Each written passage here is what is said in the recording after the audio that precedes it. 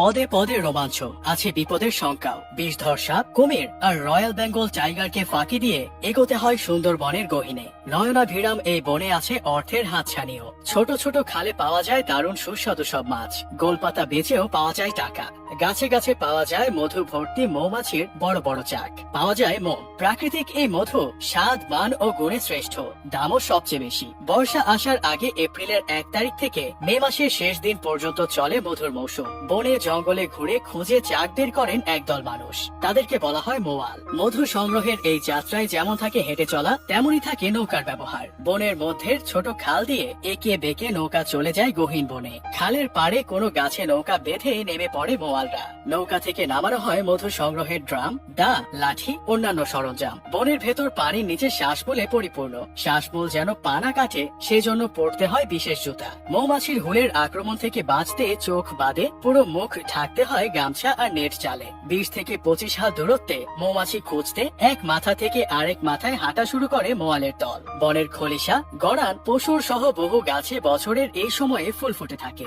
গভীর বনে গাছপালা এতটাই ঘন যে কয়েক হাত দূরত্বেও কিছু দেখা যায় না। কেউ যেন দলছুট না হয় সেজন্য কিছুক্ষণ পরপর মোয়ালরা কু বলে বিশেষ শব্দ করেন। চাক পাওয়ার আগ পর্যন্ত হাঁটতেই থাকেন তারা। একে বলে ছাটা দেয়া। এই হেঁটে চলা মোটেই নির্বিঘ্ন নয়। শ্বাসমূল, আঠালো কাদা, কোথাও হাঁটু পানি, কোথাও বা বুক সমান পানি। জঙ্গলের ভেতর নানা প্রাণীর হেঁটে চলার শব্দে ভয়ে আত্মা খাঁচা থেকে বের হয়ে আসে মাঝে মধ্যে। কখনো আসে শূকর, কখনো বাঘ, কখনো কুমির। কতক্ষণে সন্ধান মিলবে চাকের কেউ জানে না। আধা ঘন্টাতেও লাগে কখনো, কোনোটা 1 বা 2 ঘন্টা, কখনো তার চেয়ে বেশি। মৌচাকের দেখা মিললেই উবে যায় সব কষ্ট। তবে উচ্ছ্বাস প্রকাশের সুযোগ কম, কারণ মৌমাছি টের পেলেই নিশ্চিত দল বেঁধে আক্রমণ। এজন্য কাজ করতে হয় নিঃশব্দে। মৌচাকে থাকা মৌমাছিকে ঘায়েল করতে অব্যর্থ অস্ত্র হলো ধোঁয়া। সুন্দরবনে শুকনো পাতার অভাব নেই। সেসব পাতা একত্র করে জ্বালানো হয় আগুন। এই পদ্ধতিকে বলা হয় কাড়ু। সেখানে শুকনো পাতার সঙ্গে থাকে কাঁচা গোল পাতাও। শুকনো পাতায় আগুন জ্বলে, কাঁচা পাতায় হয় ধোঁয়া। এবার মধু সংগ্রহের জন্য ড্রামটাকে চাকের নিচে নেয়ার পালা।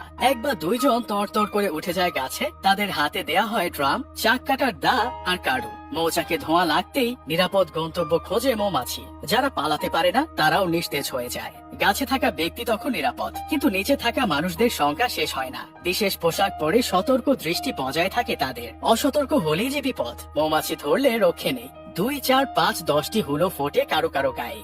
আগুন ও ধোঁয়ায় মৌমাছি সরে যেতেই সামনে আসে মধু সমৃদ্ধ চাক। একটি চাকের 3 ভাগের মাত্র 1 ভাগ থাকে মধু। এক পাশে মৌমাছির বাসা, অন্য পাশে মধু। মধুর নিচে থাকে আরেকটা অংশ, গুঠলি বা ফুলের পরাগরেণু। এই অংশটাই কেটে ফেলা হয় প্রথমে। এরপর মধু রাখা ড্রামটি মৌচাকের নিচে নিয়ে কাটা হয় মধুর অংশটা। মধু সহ চাক পড়ে ড্রামের মধ্যে। চাকের যেখানে ডিম থাকে সেখানে কিছু কিছু অংশ রেখে আসে মোয়ালরা। পরে সেই জায়গায় বাড়ে চাকের সংখ্যা, বাড়ে মধু। এরপর গাছ থেকে মধু নিয়ে নৌকায় ফেরা। নৌকায় পৌঁছার পর চাক চেপে আলাদা করা হয় মধু আর মোম। মধু রাখা হয় বোতলে, মোম থাকে ব্যাগে। এরপর আবার নতুন চাক খোঁজার পালা। সরকারি নথিতে 1860 সাল থেকে সুন্দরবনে মধু সংগ্রহের কথা বলা আছে। শুরুতে খলিশা ফুলের মধু পাওয়া যেত শুধু, এরপর গরান ফুলের, তারপর কেওড়া, গেওয়া ও অন্যান্য ফুলের মধু। তবে এখনো সবচেয়ে সুস্বাদু খলিশার মধু।